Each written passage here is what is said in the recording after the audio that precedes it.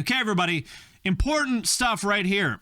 Very important stuff from our friends at Loudwire. Every single Big Four nu metal album ranked from worst to best, meaning Korn, Limp Bizkit, Linkin Park, System of a Down. I can already tell the Deftones fans are going to be angry. Here's the thing with Deftones fans. Very, very sensitive people. If you're talking about nu metal and you don't include Deftones, they get mad because then they say, bro, I can't believe that you didn't put Deftones on here. They basically invented the genre, because somehow or another it's been retconned now that Deftones apparently, according to some people, invented nu metal, which is objectively false. Or if you do put them on the list, they get mad because, like, what the hell, man? Deftones are not nu metal. They're alternative shoegaze metal. How dare you put them on a nu metal list? Well, listen, Deftones has a song where they rap and say the N-word over like heavy guitars, all right?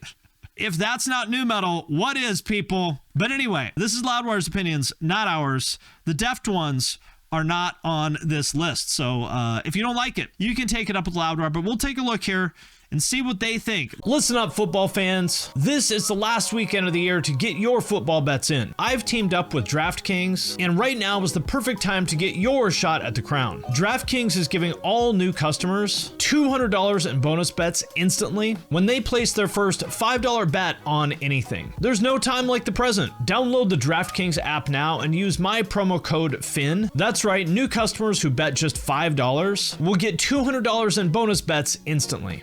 Wondering what you could use your $200 in bonus bets on? Combine multiple bets together from Super Bowl 58 for a shot at an even bigger payout. And if you're already signed up for DraftKings like me, you can make a bet on Super Bowl 58 and get a bonus bet back. Get a bonus bet in the amount of your initial wager, and maximum reward varies. And if sports betting is not yet available in your state, don't worry. You can still join in on the fun with DraftKings Daily Fantasy and have a shot at winning cash prizes. Download the DraftKings Sportsbook app now. New customers use my promo code FIN and bet just $5 on any wager and get $200 in bonus bets instantly. That's promo code FIN, F-I-N-N, only at DraftKings Sportsbook. The crown is yours.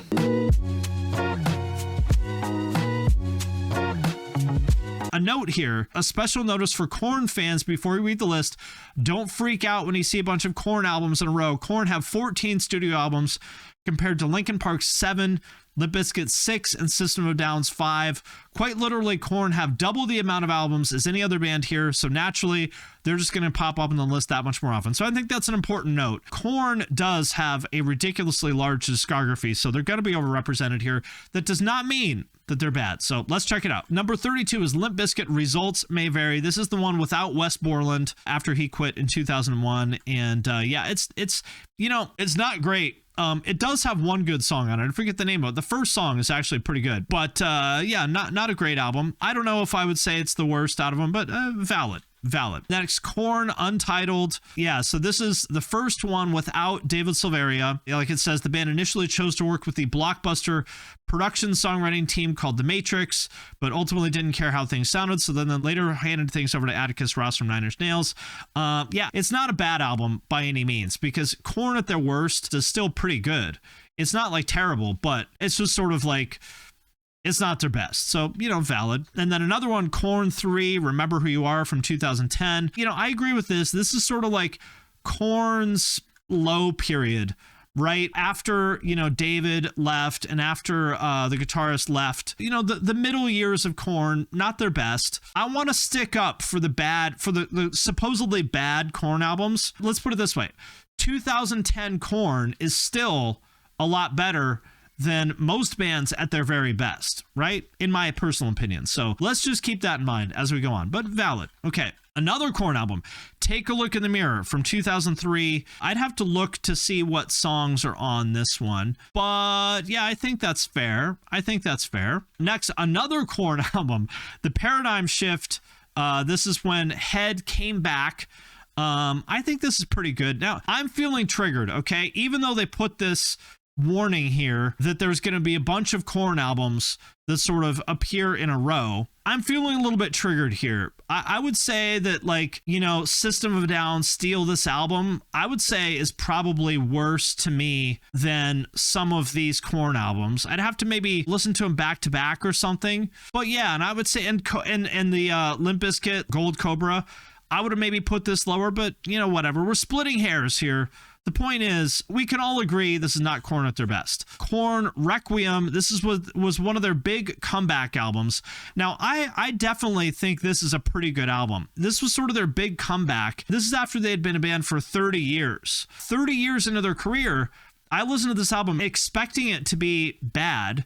And I was like, damn, you know what? This is solid. These guys still have it. Like, you know, it's not Korn of, you know, the Issues or self-titled era, right? But it's still pretty damn good. So I'm feeling a little bit butthurt about the placement of Korn on this list, but I'll accept it. Let's keep going. I just feel like it's a little bit suspect to me that there's like 5 Korn albums in a row and not a single one. You know, there's some Linkin Park albums that, in my opinion, should be lower on this list. There's definitely some Limp Bizkit albums I would say that should be lower on the list. So I'm feeling a little, my butt is in pain. Now I know what it feels like to be one of my commenters, right? Where I want to angrily pick up my phone and be like, Philip at Loudwire, how could you possibly say that Requiem is worse than that Limp Bizkit album from 2008? What the fuck is wrong with you, Philip? Do you know anything about music? Now I know what it's like to be one of my commenters. A little reverse Uno. Another Korn, See You on the Other Side. Okay, so is See You on the Other Side the end of Korn's first era? Some fans see it that way since it was the band's first album without guitarist Brian Headwelch and the last to feature David Silveri. I totally disagree with this. This has, I think, some of their best shit. Twisted Transistor, I think, is one of their best fucking Korn songs. I completely disagree with this. This is like, exactly, See You on the Other Side has a lot of hits on it. I completely disagree with this. I think this is actually one of the strongest Korn albums. Coming Undone is great. Like, yeah, I think this is like a banger. This is one of their better albums, in my opinion. So I definitely don't agree with the placement of this. Now my butt is in some serious agony. I'm going to call 911. And I would say, hello, 911. Yeah. Can you send someone over? I'm experiencing some intense anal agony over Loudwire's completely inappropriate ranking of the Korn discography. My butt is in absolute, just unbearable misery. I need someone to come over and give me the strongest opiates you've got right in my anus, because I'm in severe pain. There are some horrific Linkin Park albums. No way these Korn albums are worse. I mean, that's kind of how I feel about it. Like, I don't know if I'd say horrific, but I do agree. A little bit weird. Linkin Park, 1,000 Suns. Okay. Now, this is at number 25. I think it's insane to put See You on the Other Side below 1,000 Suns. I think that's nuts. That's right. Now you understand the plight of the internet dweeb. Exactly. Now I'm the internet dweeb. Now I know how it feels. How the turntables. Yeah, I don't think 1,000 Suns. I don't think it's Linkin Park's best album by any means. I don't think it's terrible, but I certainly don't think it's the best one. This is the one that has hardly any guitars on it, right? Yeah, it's not amazing. Oof. Now, how about this cover art? Jesus.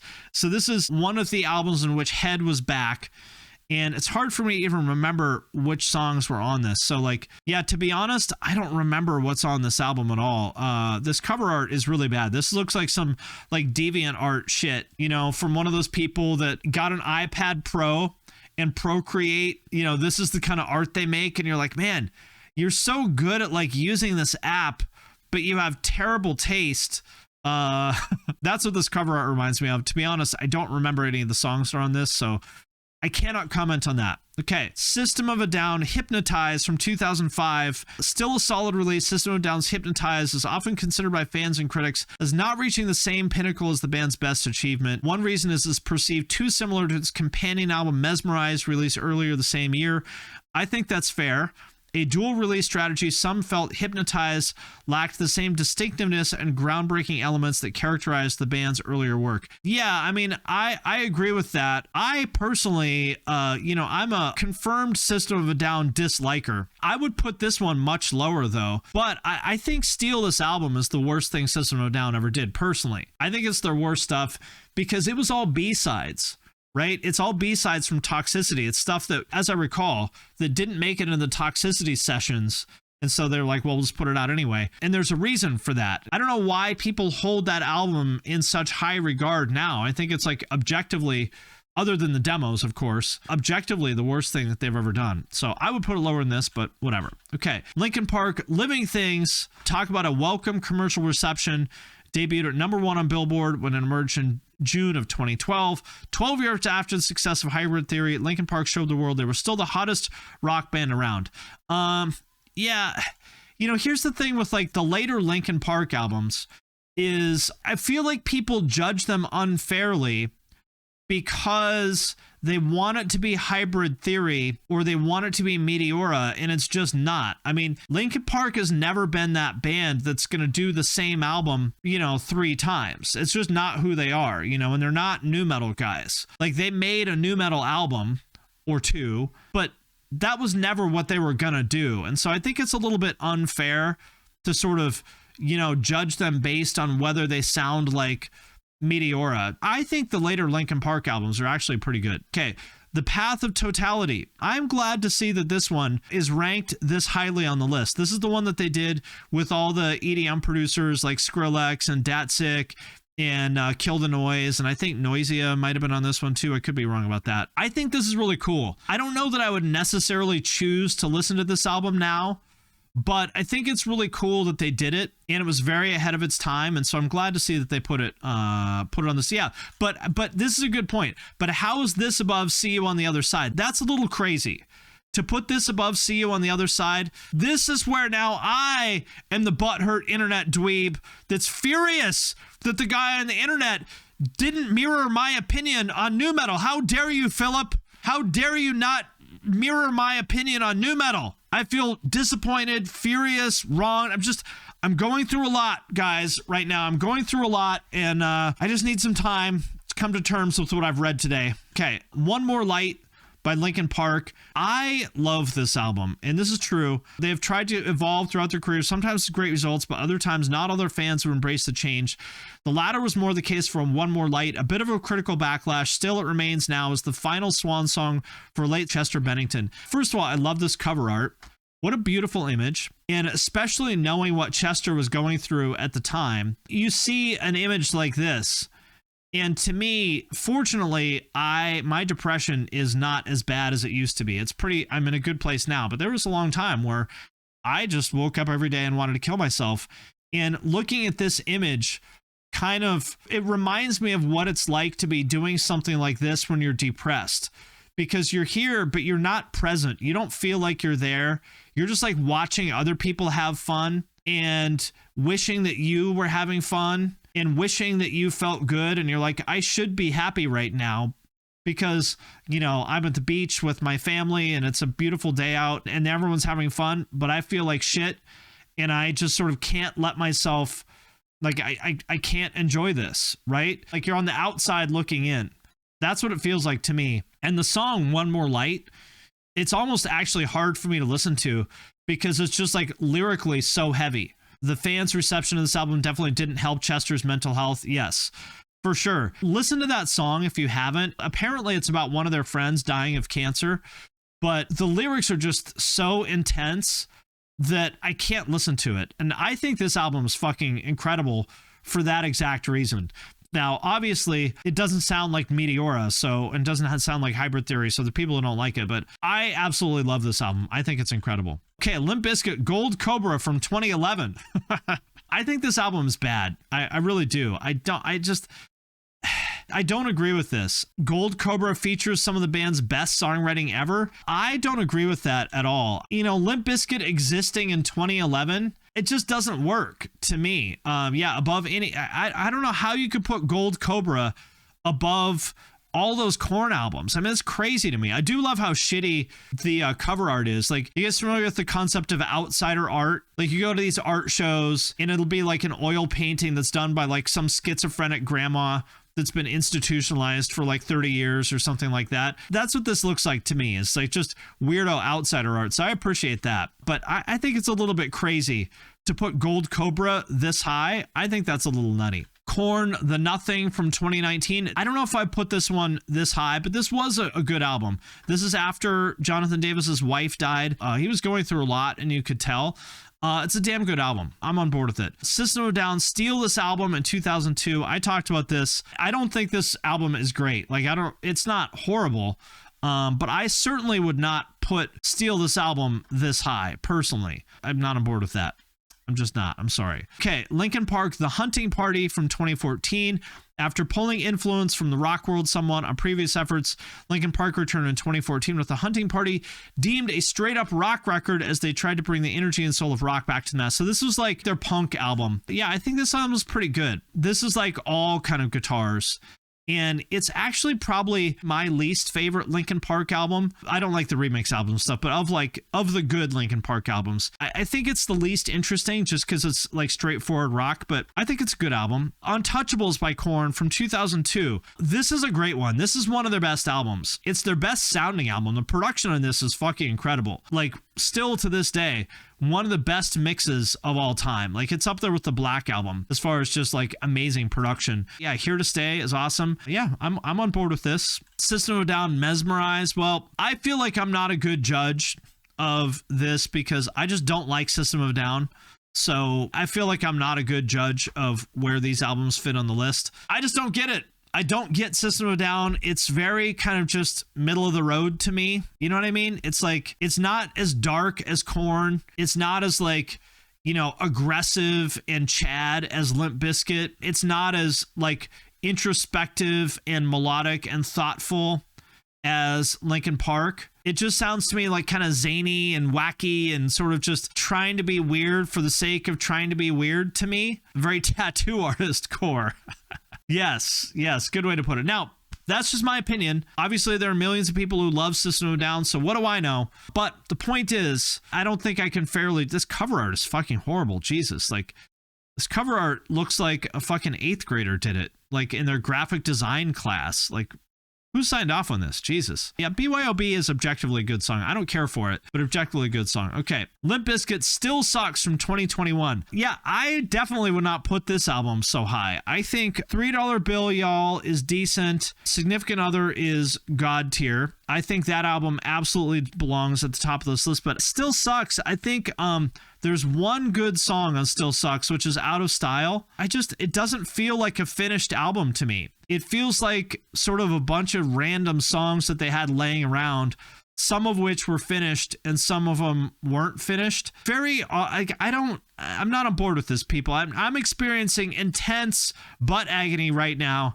at the hands of Loudwire. Very intense. Okay, Korn, Life is Peachy, number 12. I would put this a lot higher. I think Life is Peachy is arguably their best album. To me, it's either Life is Peachy or Issues is my favorite, but I think Life is Peachy might be my favorite one. I think it's the darkest, most fucked up, kind of aggressive album in Korn's catalog. Like, Adidas is amazing. Good God, Kill You. I mean, I would put this album in like the top 3, maybe. Issues is great too. It's kind of a toss up. So, okay, there we go. Issues is the next one. Totally agree. I mean, fair enough. Also some shit tier cover art. Like, God damn it. I want to know who, like, the art director at the label, what they thought when they saw this come through. Like, okay, guys, yeah, we got our album cover done. Here it is. And it's this like 8th grade level, like acrylic painting of a doll in the corner with the name of the album typed out on some freeware font. They're like, this is it? Like, oh, it was a contest winner. I didn't know that. Well, yeah, my niece drew this. What do you think? Yeah. If this is what won the contest, I would sure hate to see the ones that didn't win the contest. But yeah, great album. Great album, no question about that. System of a Down, self-titled. I don't get it, personally. I don't get it. I don't think that this album's bad or anything like that, but I just don't get the hype for System of a Down. Especially, I just don't get it. I don't get it personally, but whatever. Okay, chocolate starfish and the hot dog flavored water at number 9. Yeah, fair enough. I mean, Rollin', that's one of the absolute like most definitive nu metal songs of all time. I'm not going to argue with that. Again, just spectacularly shitty cover art. I gotta like the starfish with an asshole on it though. I kind of appreciate that Limp Bizkit went with the like deliberately like antagonistically shitty cover art. I kind of like that. I appreciate it. Yeah, valid. Minutes to Midnight. Ahead of that. Okay. I would not put Minutes to Midnight ahead of Chocolate Starfish. I wouldn't personally. I mean, Minutes to Midnight, a great album, but I don't know. I wouldn't put it in the top 10 personally. Speaking of shitty cover art, $3. This is crazy. How do you put $3 bill, y'all, above Chocolate Starfish? How could you do that? That's crazy. Like $3 bill, y'all, is objectively pretty crappy. I would bet $1 million that the guys in Limp Bizkit feel the same. Speaking of shitty cover art, I mean, this looks like something I would have drawn in like 9th grade with, you know, a ballpoint pen on the cover of my math book, right? This album is not good. It really isn't. It's mediocre. I mean, to put this above Issues and Life is Peachy, absolutely insane to me. Absolutely insane. I'm sorry. My ass cannot take much more pain than this. Okay, number 6, we have Meteora by Linkin Park, the follow-up to, yes, one of the biggest debut albums in history. I'll have to see what they put ahead of this. There's not very many albums that are better than Meteora, so this is going to be it's going to be interesting to see what is ahead of this, because this is one of the all-time best, you know, rock and metal albums ever. I think it's better than Hybrid Theory, personally. Hybrid Theory is great, but I think Meteora is better in every way, personally. Hybrid Theory may be more objectively significant, maybe, but I would say that this one is better, but whatever. Number 5, Follow the Leader by Korn. Okay, yeah, valid. When it comes to the best Korn albums, it's really a pick'em. You know, the first 5 Korn albums basically are all God tier. And I think if you were to choose any of them as your favorite, I think it's all valid. Number 4 is Korn. All right. Yeah. I mean, I think it's a little crazy to do any nu metal ranking list and not have this be the best album in the genre. It's not Korn's best album, I agree. It's definitely like in the top 3, but it did it's the template for the entire fucking genre. And the thing with Korn is that they have never been copied. Nobody has ever successfully really copied Korn because they're one of these bands that's so distinctive that you can't copy them without it just being like totally obvious, right? And for that reason, like if they made something that was that influential, but also it's never really been copied, I don't know. To me, that means it's a really significant piece of art. So I'd put it higher, but valid. Okay. Number 3, Toxicity by System of a Down. Ugh. Get out of here. Get out of here, System of a Down lovers. You're not welcome here. Plus, this cover art is not shit. How can it be real nu metal with non-shit cover art? Okay, number 2, Significant Other by Limp Bizkit. Valid. I mean, if I was going to make the list, I would have the first Korn album at number 1, Significant Other at number 2, and Hybrid Theory at number 3, I think. Just because those are kind of the most important albums that sort of establish the 3 big flavors of nu metal, I think. But yeah, I mean, I agree with this. There aren't many records that can define a genre, if not an entire era, like Limp Bizkit's Significant Other. But I think it's a little weird to put Significant Other above the first Korn album. Don't you? I mean, objectively speaking, that first Korn album is better and more significant in every way than this Limp Bizkit album, in my personal opinion. Well, I said objectively, so it's not my opinion. It's objective fact, I think. That said, Significant Other, most definitely, you know, one of the top 3, top 5 nu metal albums of all time. No question about that. So we're splitting hairs. Break Stuff is the most iconic song, and Nookie, I mean, I won't argue with you there. And number 1 is Hybrid Theory by Linkin Park. You know, it's valid. It's valid. You can't argue Hybrid Theory not being Linkin Park's best album, if not the apex of nu metal itself. There's a lot of negatives in this sentence, so it's hard for me to parse it. But I think what they're saying is that this album is the apex of nu metal, which, you know, is valid. Combining elements of rock, rap, and electronic music, the debut album from Linkin Park showcases a dynamic sound that resonated with a large audience. Yeah, I mean, it's valid. I'll take it. There it is, people. According to Philip at Loudwire, other than his absolute disdain for Korn, I think it's a pretty good list. If you'll excuse me, I'm experiencing some extremely intense anal pain at the hands of Philip. So I need a massage. I need to soak myself in some Epsom salts, and we'll be back next time Loudwire talks about new metal.